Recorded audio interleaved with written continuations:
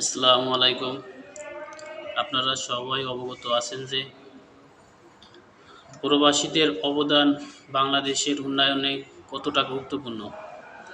আমরা প্রায় পৃথিবীর বিভিন্ন দেশে ১.৫ কোটি প্রবাসী বাংলাদেশের উন্নয়নে সরাসরি সম্পৃক্ত। আপনারা জানেন যে আমরা প্রবাসীরা বাংলাদেশে প্রতি বছরে ৩০ থেকে ৪০ মিলিয়ন ডলার রেমিটেন্স পাঠাই, যার জন্য বাংলাদেশে এত উন্নয়ন সাধিত হয়েছে।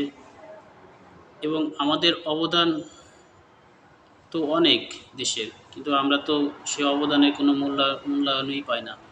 যদি আমাদের কোনো প্রবাসী ভাই মারা যায়, তাহলে চিন্তা করবেন যে তার লাশটা দেশে পাঠাইতেও আমাদের এম্বাসিগুলো টাকার বিনিময় ছাড়া পাঠায় না।